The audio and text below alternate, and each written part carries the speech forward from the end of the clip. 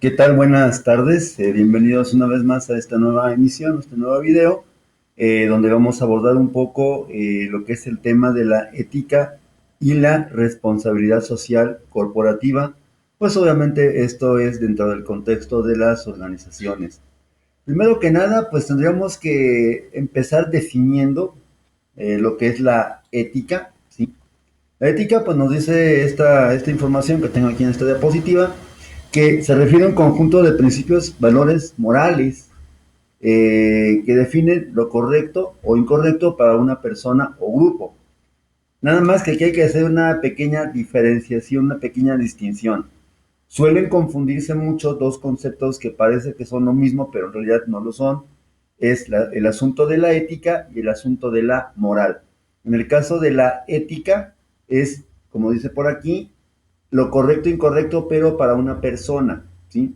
Es decir, la ética sería una cuestión, un asunto individual. Yo decido ser ético o no, es decir, hacer lo correcto o hacer lo incorrecto. Ahora, en ese sentido, pues lógicamente la ética es un asunto de decisión personal, es por lo tanto voluntaria, en contraste con lo que es el asunto de la moral. La moral es colectiva, muchas veces está cimentada sus bases en lo que son las normas culturales que impone el grupo social. En ese aspecto, entonces, la moral se hace obligatoria porque, pues obviamente, si tú como individuo, como sujeto, parte de un grupo, decides ir en contra de esas normas que establecen qué es lo correcto y qué es lo incorrecto, pues lógicamente te vas a hacer acreedor pues a una sanción, te vas a hacer acreedor pues a una amonestación, puede ser algo, poner en tela de juicio, pues a lo mejor tu credibilidad, o incluso, pues ya hablando de palabras mayores, pues a lo mejor incluso hacerte acreedor una amonestación, prisión, una multa, qué sé yo. Entonces, esa es donde tenemos que partir primero, ¿no? La ética, repito, es individual, es voluntaria. La moral, por lo tanto, es lo opuesto, va a ser, digamos, colectiva y es obligada para las normas de cada grupo social y los individuos que forman parte de ella. Y algo muy importante también es entender que la moral es coercitiva. Es decir, lo que decíamos ahorita, si tú te sales de una norma, el grupo te puede llegar a sancionar. Esa es la diferencia entre ética y moral. Ahora, lo que ya entrando en qué es en materia, hablando de la ética en las organizaciones, bueno, primero que nada tenemos que considerar que no se trata solamente del bienestar personal del trabajador, sino también el de la colectividad. Es decir, las empresas finalmente forman parte de una sociedad, de una cultura, están pues por lógica influenciados por esta.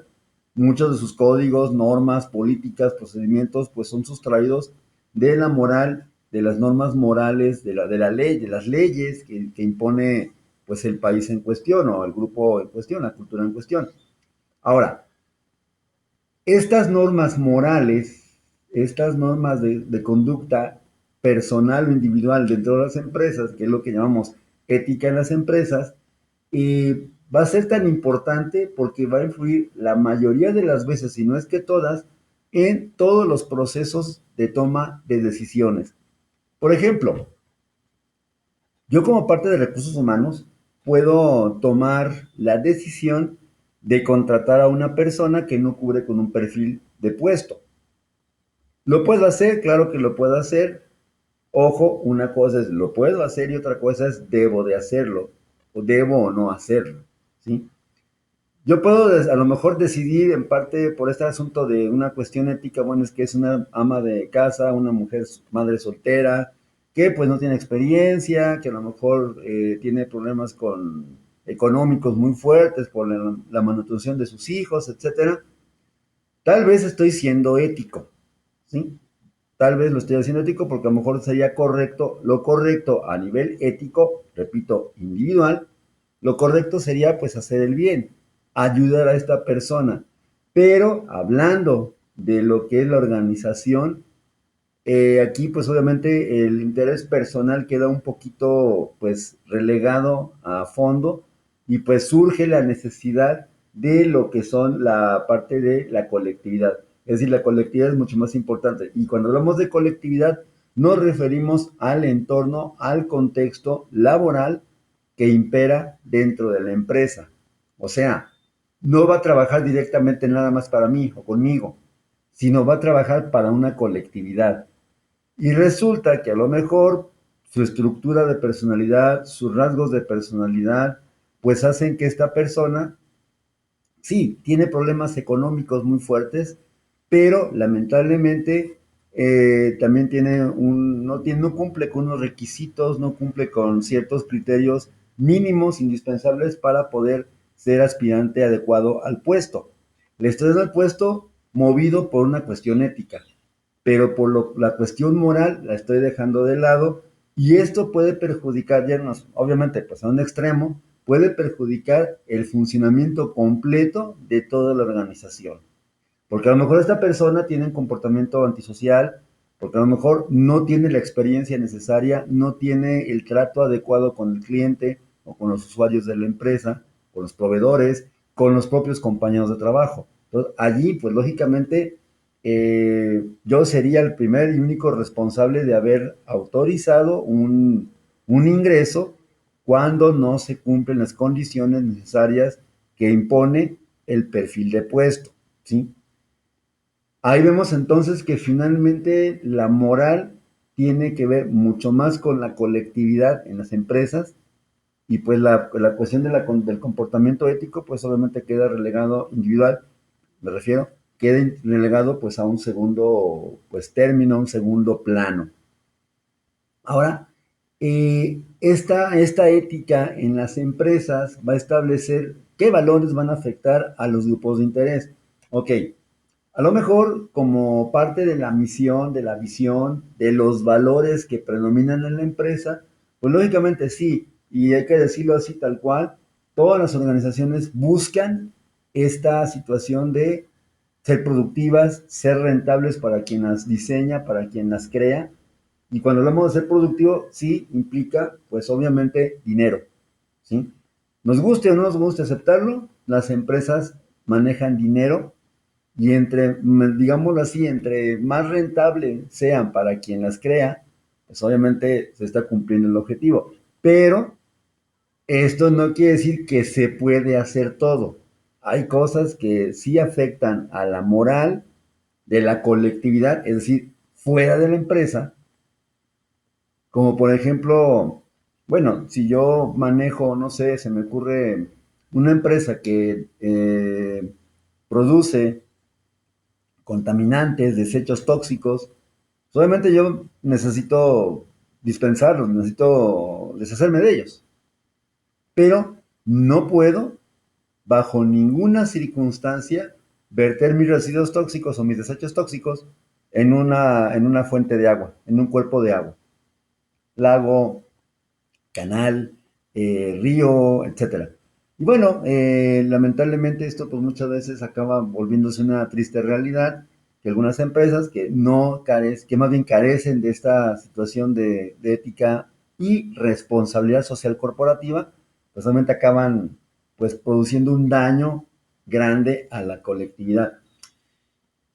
Bueno, yo creo que todo el mundo hemos escuchado en las noticias que a veces un tanque petrolero, un carguero, un barco, cisterna, un buque cisterna que cargaba petróleo, pues se encalla, choca contra un arrecife, qué sé yo, así estilo Titanic, pero sin el hundimiento y sin el frío, obviamente, y bueno, más bien vierte, perdón, a lo que es la corriente de agua, al mar, en este caso, al océano, pues litros, toneladas de combustible o de material que produce un daño ecológico a veces, tristemente, irreparable o reparable pero a largo tiempo, a largo plazo. Esto, pues lógicamente la empresa tendría que asumir por completo su responsabilidad social. Porque, repito, aquí el interés que le preocupa a las empresas preservar es el de la colectividad. Y bueno, obviamente, pues yo también sé como empresario que a lo mejor el hecho de no sujetarme a estas códigos de conducta, a estas normas éticas de funcionamiento, de procedimientos, de responsabilidad social corporativa, pues van a producir, pues lógicamente, un daño a la naturaleza que también va a afectar mi credibilidad, mi rentabilidad. Si no hay credibilidad y si no hay rentabilidad, tampoco hay dinero. Y obviamente me pega directamente. Esto, bueno, lógicamente tendremos que entender que es un análisis final, un análisis último. Lógicamente, pues la empresa no va a poner así como que, ah, si es que pues tengo que recoger los desechos tóxicos de alguna manera, porque si no la gente ya no va a comprar mis servicios o yo no va a adquirir mis productos y pues voy a perder dinero. En ese momento lo que prima no es el cliente, sino el daño que se está haciendo a los ecosistemas. Define cómo se utilizan la ética en las empresas, cómo se utilizan los valores en la administración de la organización.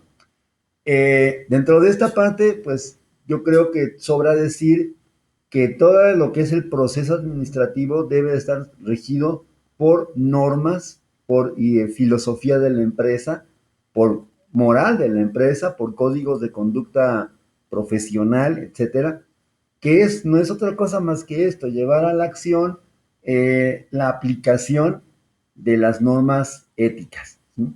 Y de la responsabilidad social corporativa. Bueno, como ya lo decíamos hace un momento, tenemos que considerar cómo convergen en un mismo punto la ética, pero también la competitividad. No me puedo dedicar tampoco así como a hacer, bueno, tal vez se escuche muy raro, no puedo concentrarme nada más en la parte de ser ético, descuidando pues la parte de la competitividad. Pero tampoco puedo ser, que sería peor, tampoco puedo ser competitivo, productivo o rentable si no cuido lo ético. Las dos cosas deben de ir de la mano, porque si no lo hacemos así, corremos el riesgo pues de que violando las normas de conducta, las normas de ética, pues lógicamente vamos a afectar la competitividad. Bueno, aspectos en los que la ética mejora la salud de las organizaciones, hablando desde un punto de vista operativo, un punto de vista administrativo, pues, como ya lo hemos comentado, el asunto de la productividad en primer momento. Después, los beneficios para grupos externos. Repito, si yo me sujeto a normas éticas, lógicamente voy a beneficiar a grupos externos a mí, a la empresa. Si en la empresa está bien todo, desde el punto de vista operativo, administrativo, a nivel gerencial, pues lógicamente mi empresa va a brillar, vamos a poner esa metáfora, va a brillar por su buen comportamiento y va a ser atractiva para los demás.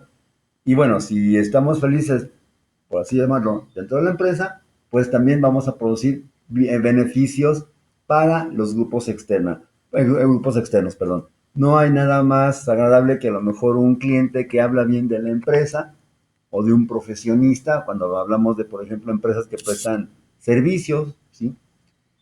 Y bueno, también en parte este asunto de manejar ética organizacional y responsabilidad social corporativa, pues también va a ayudar a que se reduzca la normatividad gubernamental. Aquí hay que hacer un pequeño paréntesis y aclarar muy bien este asunto. No hay ningún reglamento interno de trabajo, política empresarial, código de conducta profesional, etcétera, que esté por encima de la ley, de la constitución política, bueno, aquí en México, de la constitución política mexicana, ¿sí? Igual va a ser para cualquier otro país, ¿sí? Es decir, de hecho, todos los códigos de conducta, normas, valores, etcétera, etcétera, pues emanan precisamente de esa carta magna, de esa constitución, de esa ley, ¿sí? Es decir, la empresa no puede decir, ah, es que y bueno, me ha tocado escuchar esto, aquí la ley federal del trabajo no aplica, aquí tenemos un reglamento interno de trabajo. Sí, perfecto, muy bien que lo tengas, qué bueno, pero hay que recordar que esa empresa está reglamentada por el gobierno y el gobierno va a exigir a lo que es la empresa que se ajuste sí o sí a ciertas normas políticas y procedimientos, ¿sí? Y automáticamente eso hace obligatorio, bueno, hace obligatorio para la empresa, para la organización, pues asumir una conducta ética, una conducta de transparencia. Eh, Lamentablemente, pues a veces se puede llegar a cometer un sinfín de situaciones poco recomendables, se transgreden las normas, se transgreden las leyes, obviamente pues se perjudica a grupos de la empresa por cuestiones, a lo mejor decisiones mal tomadas, por asunto, tal vez, por ejemplo, de alguna política, pues mal entendida, mal interpretada. Por eso es necesario, pues, que todo el personal, desde el personal gerencial, administrativo y hasta el nivel más bajo, que es el operativo, pues conozcan qué es lo que se espera de ellos. Uno, dos, en cuanto a las actividades, por ejemplo, y esto lo encontramos en el manual de descripción de puesto, perdón, pero también conozcan lo que es la normatividad de la empresa, misión, visión, valores, etcétera, etcétera, para que justamente tengan ese marco de referencia que se supone va a regir el comportamiento del sujeto dentro de la organización. Fuera de la organización, lo que haga cada empleado, eso ya no es de estricta competencia para la organización. Bueno, sí y no. Sí, porque pues, obviamente, sí, yo no puedo controlar tu comportamiento fuera de la empresa. Si tú quieres ir a emborracharte saliendo del turno con el uniforme de la empresa, pues es tu bronca, ¿no? Te des tu dinero, es si te metes en un problema, te peleas, qué sé yo, es un asunto tuyo. Pero no, porque justamente aquí el asunto sería este. Estás con el uniforme de una empresa y mientras estés portando algún distintivo, ¿cómo es esto? Un código, un logotipo, un emblema, un uniforme, vaya, pues estás representando a la empresa. Y pues tristemente aquí, ok, como muestra basta un botón, pues si así el de la empresa fulanita, pues el otro día se puso hasta las chanclas en una fiesta y causó medio desmán. Híjole, pues así no estar todos, ¿no? Lamentablemente a veces pensamos mucho esto, es decir, generalizamos, que obviamente es una práctica incorrecta, porque no todo, ese sujeto no representa a todos, pero como lamentablemente está identificado como a lo mejor por traer el uniforme del trabajo, el gafet, qué sé yo, pues ahí obviamente, pues sí, también está haciendo quedar mal a la empresa. Porque nosotros como consumidores, como usuarios de las empresas, pues de repente pensamos y así como, pues cómo es que entró a trabajar, ¿no? ¿Cómo es que lo contrataron? ¿Y cómo es que X y X y X? ¿Sale? Entonces por eso es importante considerar esto. Eh, las normas gubernamentales, pues obviamente no nada más van a servir para presionar a recursos humanos, a la empresa, en el sentido de tengo que cubrir ciertos requisitos, ciertas normativas, sino van a servir para justamente hacer más creíble a la empresa. Porque, ok, yo como empresa certificada soy más rentable porque automáticamente los consumidores, los usuarios, vemos esta parte, no, entonces empresa fulanita tal, pues sí, es seria, es un buen trato, una buena atención, su personal cubre con ciertos estándares de calidad. En cambio, si omito a lo mejor esa parte de seguir estas disposiciones, pues lógicamente hago quedar mal a la empresa.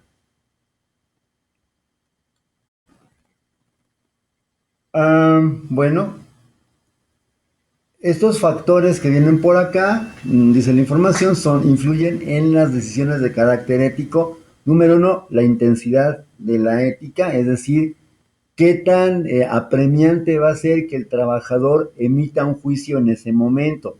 Habrá situaciones, por ejemplo, estandarizadas que, ok, hablando del reclutamiento de personal, por ejemplo, no entran personas que no cubran con un perfil, ¿sí?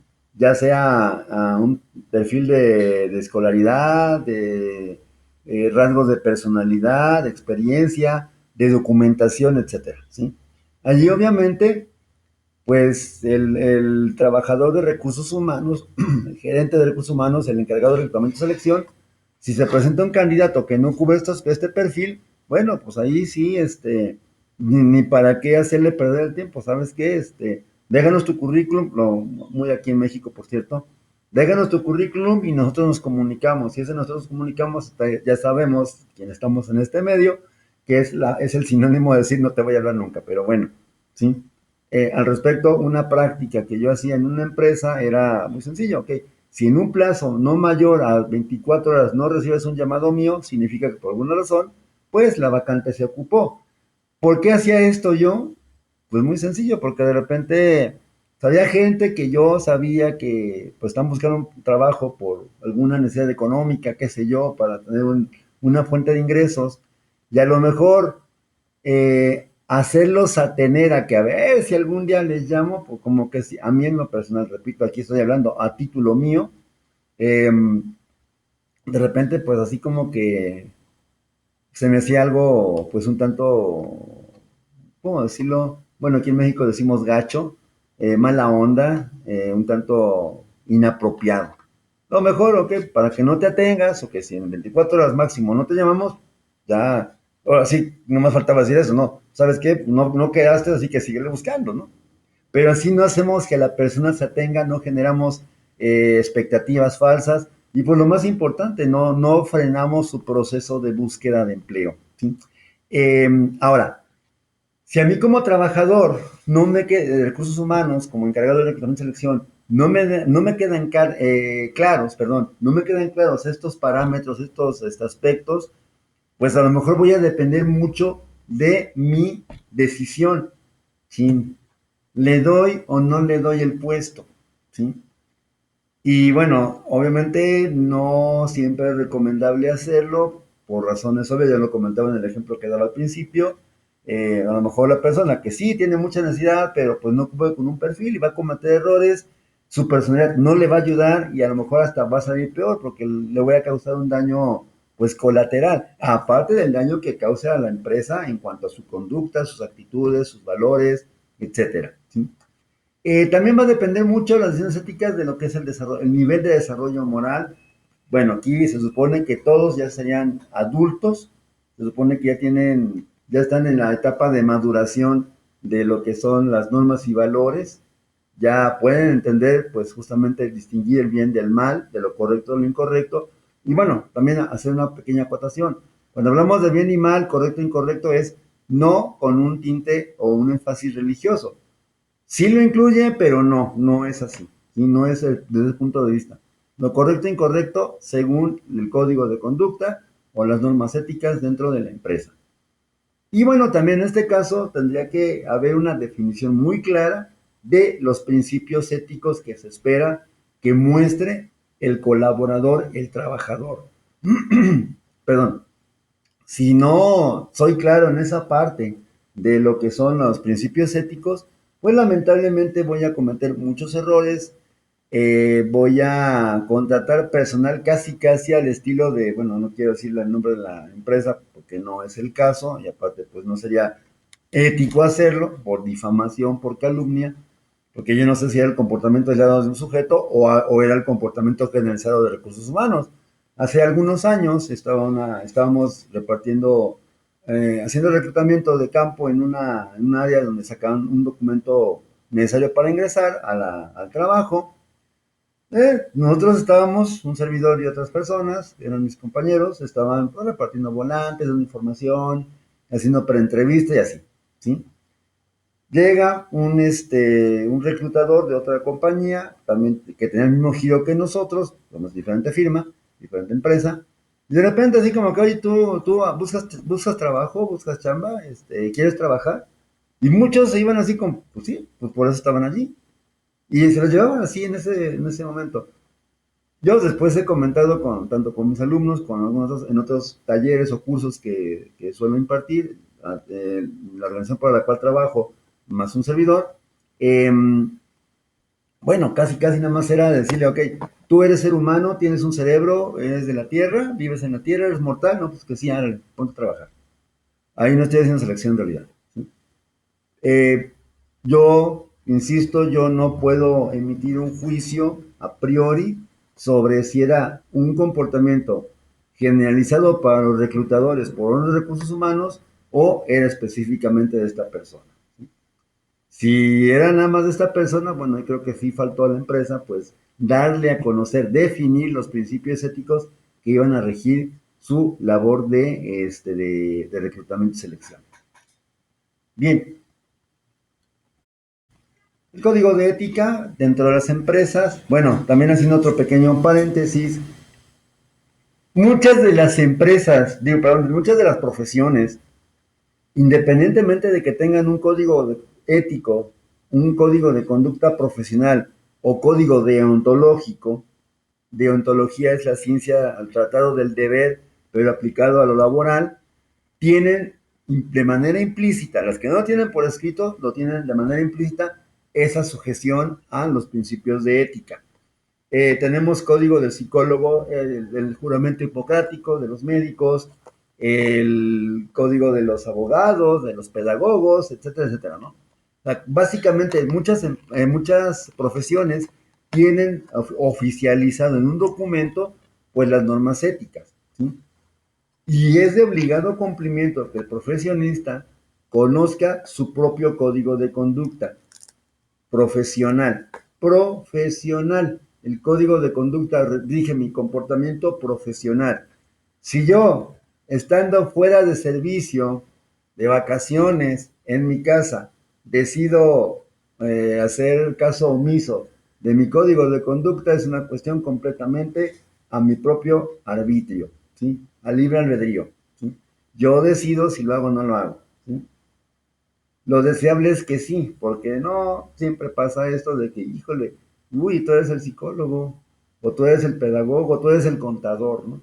Entonces, esto significa que el código de ética es una declaración formal que orienta la toma de decisiones y la conducta, bueno, decíamos esto de lo profesional, individual, pero también de la organización. Y el trabajador, el colaborador, tiene que tener una copia, ya sea física o digital, o ambas, de ese código de ética. Porque, ok, después, como dice por acá, debe ser conocido. Muchos podemos argumentar, qué flojera. Qué flojera leer un código de conducta de 150 artículos, o de 30 artículos, o de 100 artículos, o de los artículos que sean, chiquitos o grandes. Pero independientemente de que no lo leas o no lo conozcas, se aplica como la ley. Y un ejemplo muy sencillo para esto. Estacionarme en una zona de aparcamiento para personas con discapacidad te hace sacar una multa. No vas a prisión, pero bueno, si a lo mejor no te sorprenda que si te pusiste en un cajón de estacionamiento de una persona con discapacidad y entras a una tienda de conveniencia o una tienda de autoservicio, no muy posiblemente cuando salgas, a lo mejor ya no va a estar tu carro. Y no porque se lo hayan robado, sino porque se lo llevó la grúa. Porque es una multa, es una infracción. Ahora, tú puedes ir a pelear, o qué es que, por qué se llevan mi carro sin su permiso, qué sé yo. Señor, pues el reglamento de tránsito en el artículo fulanito, párrafo tal, merenganito, sección tal, dice que está prohibido estacionarse en zona de exclusiva para personas con discapacidad. Y están señalizadas con azul, por cierto. ¿Sí? Ahí, aunque yo diga que no lo conozco, eso no me exime o no me dispensa, vaya, para ponerlo más clarito, no me dispensa que tengo que obedecer. Eso es importantísimo considerar siempre. ¿Sí? Y bueno, algo importante, pues también para dar término a este video, debe ser supervisado su cumplimiento, sí. Es decir, debe de haber una instancia que regule el comportamiento. Obviamente, mi jefe inmediato es el primer capacitado, el primer calificado para poder sancionarme y amonestarme. De hecho, es una función inherente a su posición jerárquica. Pero obviamente, pues también tenía que haber bueno, algunas empresas lo llaman disciplina progresiva, o que primero una llamada verbal de atención. Yo ahí te encargo, pues, que traigas tu corbata o que traigas tu uniforme completo. Si el sujeto no entiende, bueno, va pasando por varias fases hasta finalmente se le levanta una acta administrativa o de repente, pues a lo mejor tendríamos que considerar la posición, la posibilidad de renunciar, de pedirle su renuncia o de despedirlo por causa justificada porque no está sujetándose a lo que son los requerimientos, la normatividad vigente en la empresa. Y no me conviene tener una persona así, porque repito, la que queda mal no es nada más la persona, sino también la empresa. Vamos a cortar este video hasta aquí, no sin antes pues agradecer pues sus likes, comentarios a través de la caja de comentarios de YouTube. También quiero pues externar mis felicitaciones a la compañera que está conmigo cursando el diplomado de recursos humanos. Finalmente sería para ella, sería el último video. Quiero agradecer su paciencia, su participación durante todo este año pues que termina hoy. Mucho éxito en el desarrollo profesional. Cualquier cosa, igual todas las personas que puedan ver este video, cualquier cosa que un servidor pueda apoyarlo, si está a mi alcance y en mis posibilidades, con mucho gusto estaré encantado de hacerlo. Nada más déjenme un comentario, un correo electrónico para poder responder a la brevedad posible pues su inquietud. Repito, felicidades, compañera que termina el diplomado. No puedo decir nombres por cuestiones de confidencialidad. Y pues, en el caso de los demás, nos vemos la próxima semana. Hasta pronto, muchas gracias, cuídense y hasta luego.